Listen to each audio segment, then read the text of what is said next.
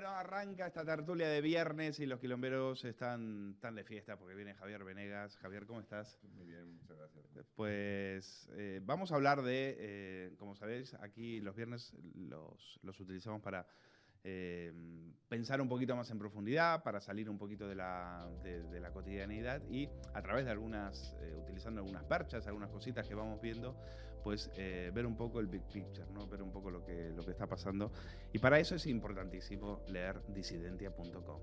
Para eso es importantísimo apoyar ese proyecto periodístico del cual Javier Venegas es uno de los fundadores y es una de nuestras fuentes de inspiración a la hora de saber qué es lo que está pasando, entender un poco de manera global cuáles son las tendencias, las ideas, lo que se está discutiendo hoy por hoy. Así que si después de ver el quilombo tienen que pasarse, no olviden disidencia.com. Y si no sois mecenas todavía, hacerlo.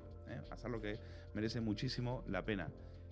Cada vez sois más, Javier, ¿no? Sí. Cada vez sois más, ¿no? Sí. Tenemos un ritmo de crecimiento que demuestra que hay un público, tanto que nos miramos a veces con... Ha habido de ideas y no de tonterías. No, sí, tanto que miramos a veces con complejo hacia el mundo anglosajón, en España y también en otros países hay una sociedad civil que está demandando una cierta intelectualidad y ellos mismos, los propios lectores. Efectivamente, pensamiento crítico. Bueno, Javier, proponíamos hoy un tema que tiene que ver con eso de que parece que todo lo hacemos mal. O sea, tú lees algunos periódicos, en especial el Diario del País, y parece que todo lo hacemos mal, que comemos carne, que no tiramos la basura donde va, que consumimos demasiados tóxicos, que no sé, que todo, desde que nos levantamos hasta que nos vamos a dormir, todo lo hacemos mal. Por ejemplo, un ejemplo, vamos a ver este tuit. Fíjate, tengo dos tuits. Vivimos en el país con mayor esperanza de vida, siendo el segundo más visitado del mundo, con la mejor sanidad pública y las mejores playas. El segundo país con mayor patrimonio histórico. ¿Pero qué pasa? Y 2 bares cada 1000 habitantes. Pero todo lo hacemos mal. ¿Por qué? Porque hay un tuit del Diario del País diciendo: mientras cenamos o nos preparamos para ver la tele por la noche, los alemanes e italianos duermen.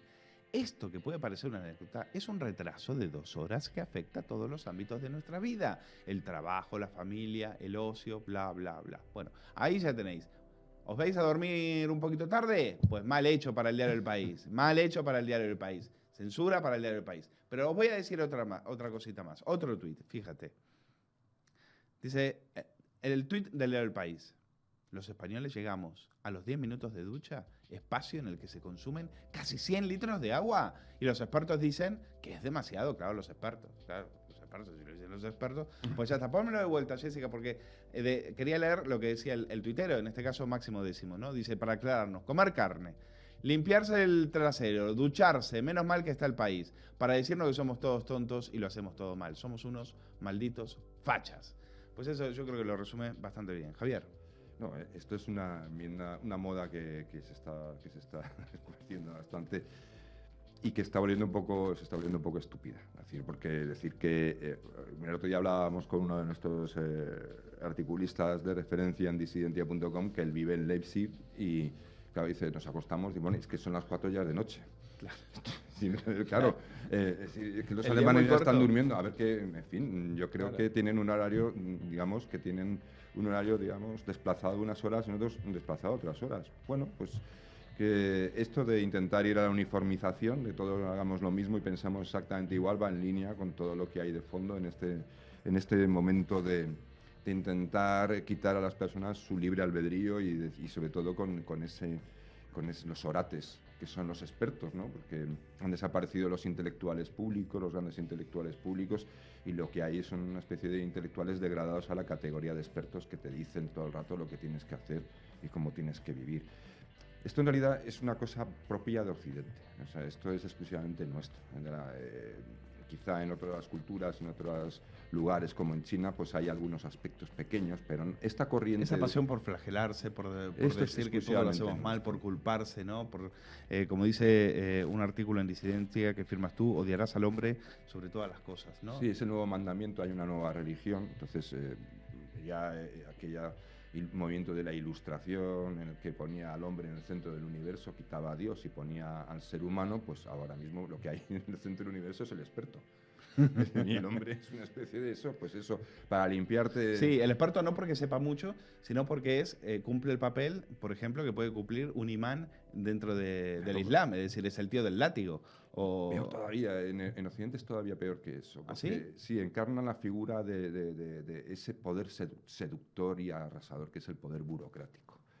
Y que es el que está, de cierta forma, como explicaba muy bien Hannah Arendt a propósito del juicio a Adolf Eichmann, la banalización del mal. Es decir, lo que está consiguiendo una sociedad cada vez más burocratizada, cada vez en manos de lo que llamamos expertos. En realidad el experto es aquel que pone en orden, pasa limpio lo que decide el político, el partido, el movimiento de turno. Experto es aquel que dice lo que el presentador de televisión no puede decir. Claro, él lo dice, dice, no, el estudio muestra y te lo pone ahí, Ave María purísima. Ave ¿no? María, claro, lo dice un experto. Sí, es que es un poco una inversión de roles, pero te comentaba que esto lo explicaba muy bien Hannah Arendt con su concepto de banalización del mal, es decir, hay una burocracia muy potente que se ha colocado, vamos, en el centro de nuestro universo y nosotros giramos alrededor de ella y esa burocracia, pues, banaliza el mal, es decir, convierte leyes, por ejemplo, que son aberraciones jurídicas, que aquí hemos comentado unas cuantas y ya hay unas cuantas, incluso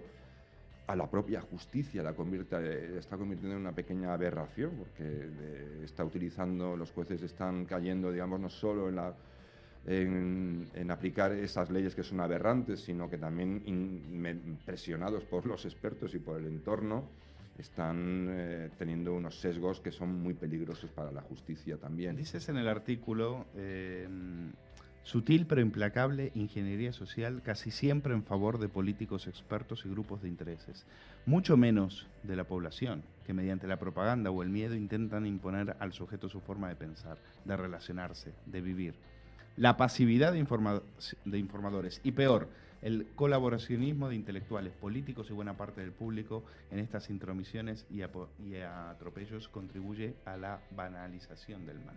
Claro, es decir, estamos dando por bueno una serie de cambios, una serie de imposiciones desde las políticas públicas, vamos a decirlo claramente, que producen efectos muy negativos en la sociedad, pero las estamos dando por buenas porque, bueno, hemos entrado en esa dinámica de banalizar el mal, porque como está burocratizado, es decir, son pequeñas reglas o grandes reglas que poco a poco se van validando y van asumiéndose como inapelables y las estamos incorporando a nuestro mundo, es decir, a nuestra forma de vivir. Y eso es banalizar el mal. Es decir, por ejemplo, el caso más paradigmático ahora mismo se está viendo y ahora mismo va a haber una gran lucha en este frente. Este frente no está todavía perdido, ni mucho menos, es la igualdad ante la ley. Es decir, es un principio fundamental de nuestras democracias, es un principio que ahora mismo está en litigio. Yo he arrancado con el editorial, arrancado y terminado el editorial con el caso Arandina, el caso de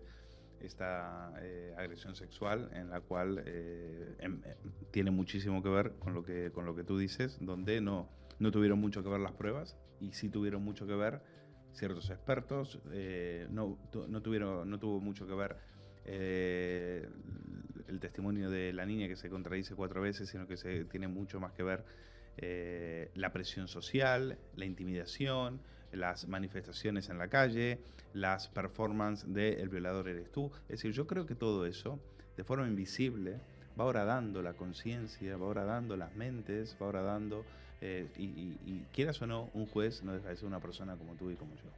Entonces, al final, estas cosas tienen una influencia y todos cumplen un rol. Por un lado está el activista, que es el que sale y dice, yo tengo un problema. Ayer en Espejo Público, lo hubiera podido traer, ayer quizás no da para otro programa, ayer en Espejo Público apareció una mujer a quejarse de que la sociedad la presiona para que sea madre. Y dice, yo no tengo instinto maternal, ¿por qué tengo que ser madre? ¿Por qué la sociedad me presiona para ser madre? Y uno se pregunta y dice, pues arréglate, búscate la vida. Si hay gente que te presiona, pues no le hagas caso, ni punto, y sigue tu vida. A mí me das igual, me da exactamente igual si tienes o no tienes instinto maternal. ¿Qué buscan? Dice, es que como mujeres nos sentimos agredidas. Y había una mujer ahí que había sido madre, que había tenido 2 hijas, que era Carmen Morodo, y dice, lo que está diciendo esta chica me hace cuestionar. Dice, ¿habré sido madre yo por presión social o habré sido madre porque yo quise tener hijos.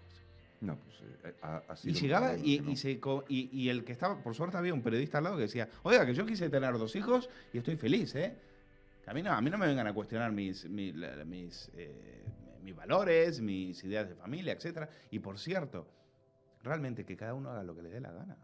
O sea, y si hay una presión, nosotros también tenemos presiones para llegar a fin de mes, presiones para... No, pero es que es falso. Para hacer presiones para lo que sea. Que cada uno lidie con lo que lidie.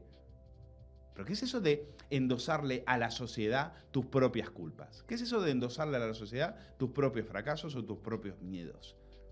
O es que... Y ahí empieza la rueda. Entonces, a partir de ahí, tú creas una asociación, mujeres presionadas socialmente para ser madres.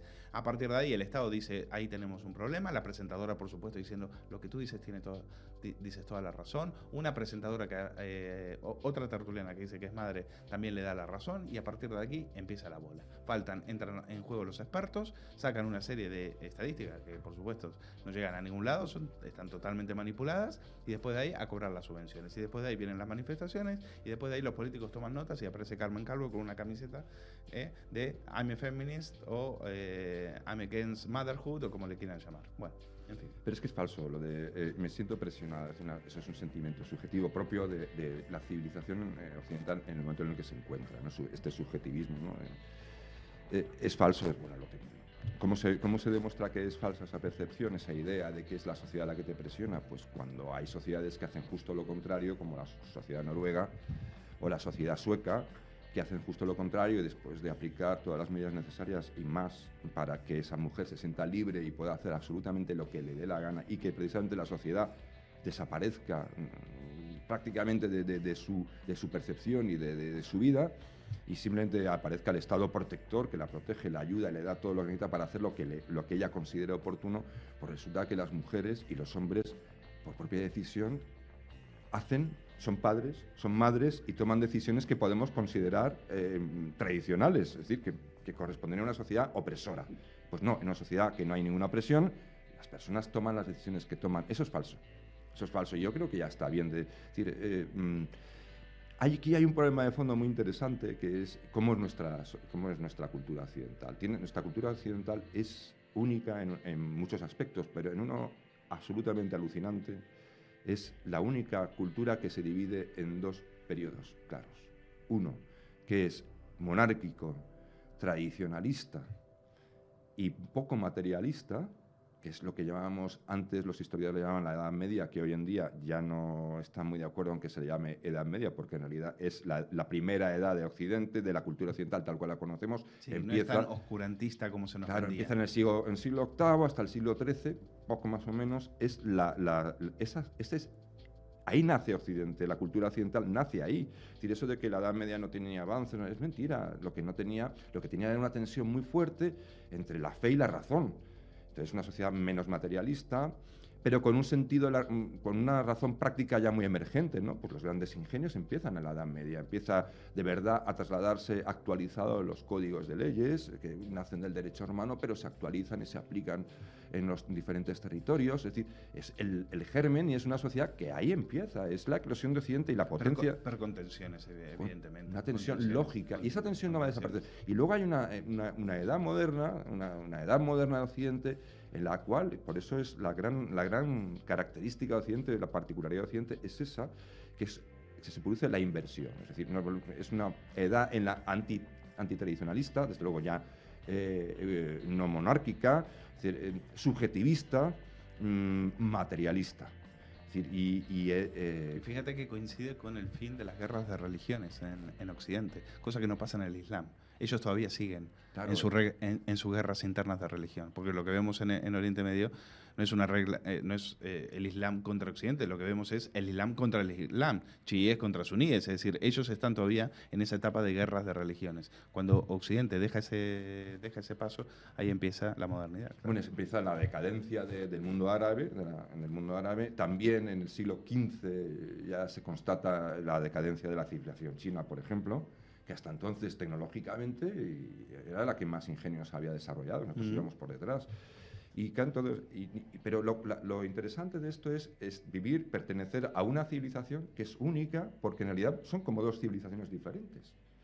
aunque hay muchos nexos de unión entre ambos periodos, el viejo Occidente y el nuevo Occidente, si los comparas, son antagónicos, es decir, están en cierta forma enfrentados. Esa es la tensión que nosotros tenemos. Y claro, pero hay una característica que era muy maravillosa del Occidente y que es la que hay que recuperar y la que no debemos dejar perder, precisamente con esto que estábamos comentando, de esta admonición general a todo lo que somos. Y es que Occidente tenía una forma, siempre ha tenido un espíritu crítico muy fuerte. Es decir, ha evolucionado bastante bien precisamente porque hemos sido capaces de cuestionar lo existente, es decir, una costumbre, una ley, una forma de hacer. El espíritu crítico de Occidente siempre ha estado ahí para cada cierto tiempo poner en cuestión las cosas y adoptar nuevas posturas o nuevas convenciones cuando hemos considerado que eran mejores que las viejas. Pero ha sido gradual, hemos sido muy graduales y nunca, y esto es muy importante, hemos desconectado de nuestro pasado. Hemos roto los anclajes con el pasado completamente. Nunca había ocurrido. Hemos sido gradualistas. Hemos sido conscientes de lo que éramos, de dónde veníamos y precisamente qué era lo fuerte y lo bueno que teníamos que nos hace emerger como civilización y hemos ido incorporando lo nuevo.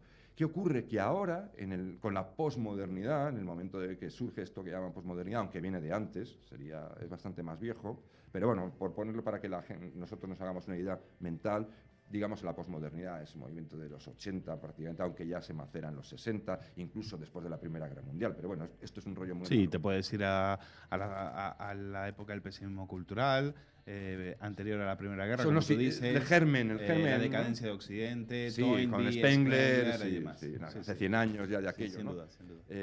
Más de 100 años. Pero bueno, nos hemos instalado en un periodo en el que parece ser que hemos decidido romper absolutamente con nuestro pasado. Es decir, alguien ha cogido una sierra mecánica... Romper con lo mejor de nuestro pasado. Lo mejor, es decir, y sobre aquello que nos daba una mínima identidad y una mínima certidumbre, una confianza, un optimismo en nuestras capacidades. Es decir, porque es muy importante que las personas, no solo una nación, que es el conjunto de la comunidad, sino que el individuo también ve de eso, de esa percepción, de esa identidad en la que se siente integrado y que se siente que al lado tiene personas con convicciones que tienen un marco común de pensamiento y que se siente arropado y más seguro de sí mismo. Es decir, y ahora estamos arrojando a las personas, las estamos arrancando de ese contexto y las estamos arrojando a la incertidumbre, a la pérdida de identidad. Sí, no sabe la mujer no sabe qué es ser mujer, el hombre no sabe qué es ser hombre, el occidental no sabe si por ser occidental debería suicidarse porque está lleno de pecados mortales que odiarás al hombre sobre todas las cosas, ¿no? Es decir, y esto es lo que hay que romper. Esta inversión es terriblemente dañina. Y además universo de expertos, de políticos, es decir, Occidente tiene una cosa fundamental que no tiene la cultura árabe, que no tenía la cultura china, y es que descubre que hay que controlar el poder, que el poder debe ser controlado. Es decir, que es necesaria una autoridad o una organización política, pero que debe haber una jerarquía, unas leyes, es decir, y en un momento dado pues se le otorga esa capacidad de gobierno al propio sujeto, ¿no? Al propio sujeto, que es la Revolución Americana, ¿no? Pero hemos tenido siempre una desconfianza sana hacia el poder, una sana desconfianza hacia el poder. El poder no viene del experto y del experto cae sobre nosotros como una losa, es decir, nosotros somos los que controlamos al poder y eso se está perdiendo. Pero tú decías, efectivamente, en el Occidente hay dos almas separadas por una línea muy delgada, muy delgada, ¿no?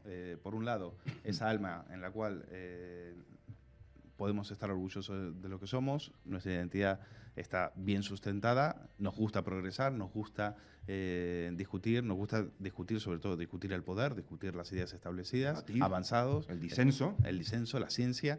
Y por otro lado está ese pesimismo cultural, ¿no? Esa especie de que todo lo hacemos mal, están pendientes, y alimentado, por supuesto, de los medios de comunicación, sobre todo de la izquierda, diciéndonos todo el tiempo que somos una lacra social, que no valemos para nada, no hacemos más que quejarnos, todo está mal. Entonces, cuando tú lees, y sobre todo cuando tú ves esa idea que efectivamente llevamos 100 años, Porque eso a lo que llevan, ese pesimismo cultural de Toynbee, de Spengler, la decadencia de Occidente, alimentado ya de antes por el romanticismo alemán, al final lo que te llega fue al nazismo y al fascismo. Es decir, el camino es ese.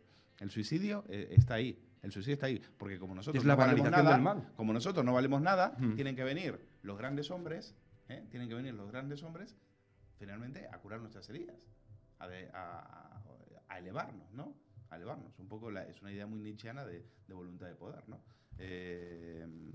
Entonces, al final, esa idea de pesimismo cultural, esa idea de flagelarse, a mí me recuerda mucho, había un libro de Chesterton que se llama El hombre que fue jueves, y en ese libro hay un personaje que le dice al otro, en ese momento las ciudades estaban creciendo, se estaban modernizando, y entonces Chesterton está como diciendo, imagínate la Londres de principio del siglo, esto es fantástico, y estaban haciendo el metro, que imagínate lo que es el metro, ¿no?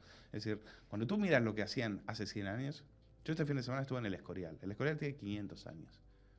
Hoy si quisieran construirlo no podrían.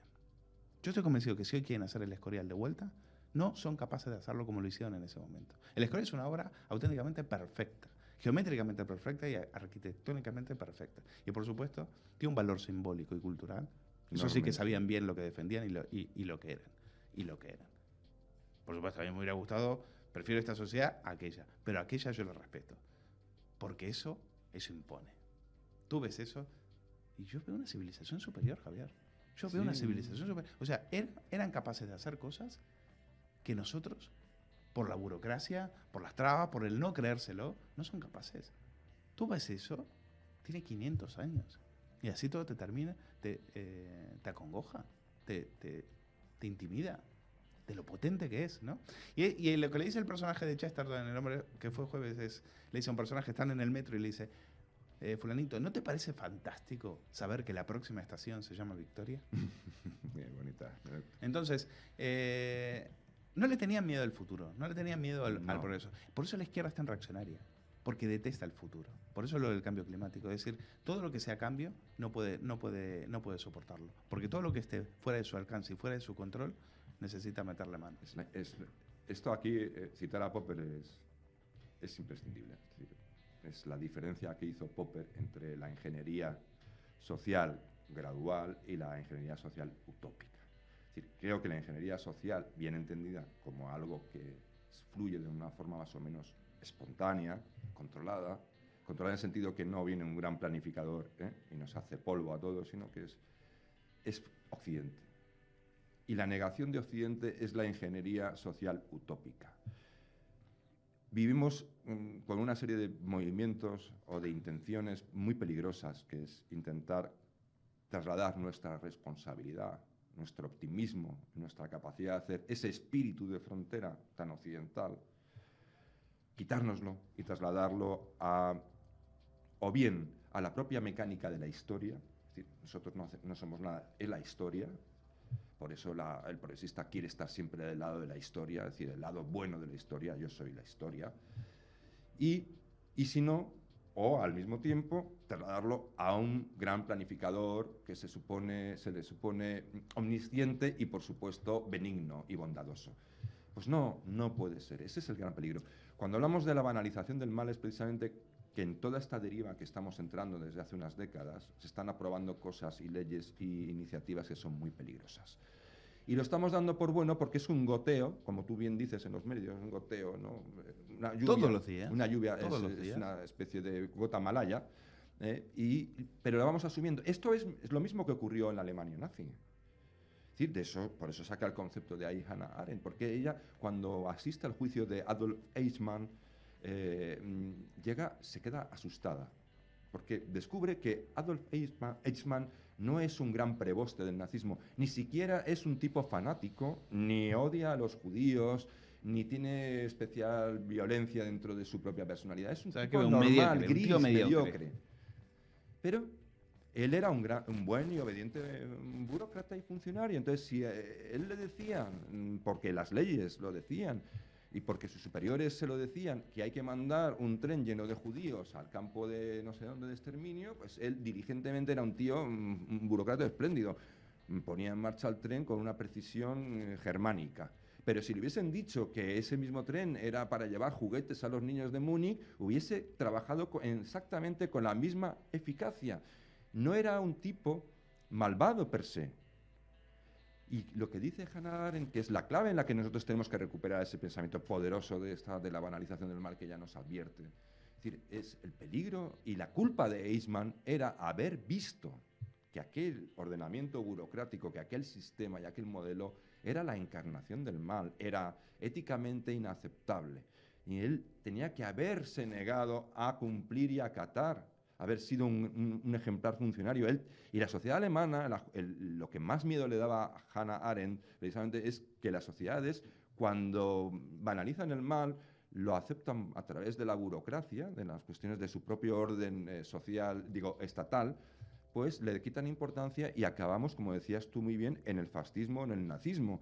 Entonces dice, no es cuestión de hombres malos, que los hay, sino lo peor es la transigencia de los hombres buenos, como decía Edmund Burke, ¿no? Es decir, el mal triunfa porque los hombres buenos no hacen nada. Y tú puedes entender, por ejemplo, que en la Alemania nazi nadie hiciera nada, igual, porque te podía costar la vida. Hoy no hemos llegado a degradarnos a ese nivel de la Alemania nazi, pero tampoco los costes son tan altos como la Alemania nazi de oponerse a esta banalización del mal. Es decir, debemos aceptar que tenemos que pagar algún precio por combatirlo. Es decir, evidentemente, como tú bien sabes, combatirlo y ponerte en el lado contrario, en el disenso, te puede suponer ser excluido incluso socialmente, te puede suponer una merma de ingresos a los periodistas y a los que trabajamos en esto, sabemos cómo funciona, nos supone colocarnos en un lugar muy delicado para nuestra propia supervivencia económica, pero comparado con lo que es lo que te podía pasar en un régimen nazi, es un precio, yo creo que asumible, relativamente asumible, y yo creo que hay que cambiar. Aquí está la gran, no la vamos a llamar gran lucha, porque no es ir contra nada, sino a favor de ni volver a retratar el pasado, ni recuperar esencialismo. Sí, no se trata de levantarse broncos y decir, joder, el país otra vez ya me está diciendo lo que tengo que hacer y tal. No, se trata en todo caso de es una filosofía vitalista, es una filosofía de decir, oye, no tengo nada de qué arrepentirme, no tengo que pedir culpas por nada. Supuesto, o sea, vivo dentro de todo en una sociedad donde se puede decir libremente lo que piensas y asumo el coste de la disidencia, que es lo que yo defiendo e intento defender en este espacio, es decir, déjenme disentir, déjenme decirles que no estoy de acuerdo con vosotros y poder decirlo libremente, y del otro lado que me digan, no estoy de acuerdo contigo, y debatirlo y discutirlo. Lo que no se puede hacer es decretar una serie de los 10 mandamientos, una serie de salmos escritos, tallados en piedra, que sean incuestionables. Y eso es lo que están haciendo de las televisiones. Por eso y desde aquí, criticamos tanto ese discurso. Es decir, hoy estaba poniendo un ejemplo, una de las tertulianas, Cristina Fallarás, diciendo a la abogada, ¿por qué tenemos que escuchar a la abogada de la defensa? ¿Por qué? Le decía al presentador, ¿pero por qué tenemos que escuchar? Y el presentador mismo se da cuenta y le dice, oiga, que eso es un Estado de Derecho. ¿Pero sabes por qué es eso, Luis? Porque yo creo que se les está gastando este tipo de... Yo pienso lo mismo. Y si te das cuenta... Arranqué diciendo eso. Algo está cambiando. Sí, y entonces tienen que subir el tono, sí. El diapasón. Si te das cuenta, miras en Twitter antes de decir una cosa, ahora tienen que decirlas cuanto más gordas, sí. Cada vez más burradas, sí. Más grandes, para que alguien les haga caso, sí. Para que agiten de nuevo un poco a sus masas. Exacto. Porque se les está gastando porque... Es evidente que algo no funciona, algo no está funcionando, está dejando de funcionar. Lo que dices tiene toda la razón. Por eso cogí el caso de la Arandina. Pues yo veo que hay entre el caso de la Manada y el caso de la Arandina un caso brutal. Los mismos que defendían aquello, ahora tienen un discurso, ya empiezan a ser diferentes. Cuestionan esto. Antes hubiese sido imposible. Imposible, te hubiese costado la cabeza. Pues si te fijas, todos los cortes que he sacado de gente que antes defendía una cosa y ahora empieza a decir, oiga, esto... Yo escribí un artículo hace mucho tiempo ya sobre la violencia de género, simplemente denunciando que era la recuperación del delito de autor de los regímenes totalitarios, el apartheid, es decir, no establecer una ley que juzgue el hecho que es la ley, esa es la ley objetiva, que debe ser objetiva, sino una ley que juzga al colectivo, que presupone que el colectivo ya tiene algún tipo de cargo. Entonces, simplemente escribir eso, oye, fue tremendo, fue salvaje. Es decir, amenazas de muerte, no a mí, a mi familia. Es decir, sí. Una cosa, hoy en día, el otro día publicaba un artículo, Guadalupe Sánchez Baena, es una abogada espléndida, que yo recomiendo que también la sigan en Twitter. Y firma también en Disidencia también. En Disidencia. O sea, vamos, es un talento que yo tengo el pequeño orgullo de haber descubierto y creo que va a dar mucho que hablar. Y escribía un artículo estupendo que era respecto de no, tú no eres el violador o algo así. Es decir, es un artículo espléndido. Ayer tuiteabas, me lo iba a poner, pero decir, ya terminó. Es decir, y lo escribe ahora y ha provocado mucha conmoción, pero ha encontrado una enorme acogida favorable. Antes eso era impensable. Estaba asustadísima, ¿no? Pues mira, ayer le respondes a una tal Anita Woodwin, será un seudónimo, que pedía campos de reeducación para machistas ya. Claro. Ya.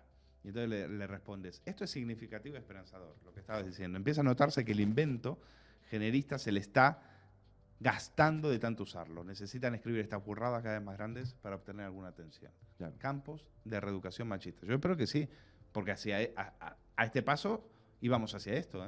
No, hombre, en cierta forma hay campos virtuales. Ayer, mira, hay un comentario de un quilombero que me recuerda, yo también lo hice, la entrevista de ayer de Risto Mejía y de Manuela Carmena en Todo es Mentira. Dice, llamadme raro, pero que una política parezca como que no ha roto nunca un plato, hable de naderías y de lo chiriguay que es la vida y la paz en el mundo, no te hace mejor persona ni política, sino demagoga y falsa.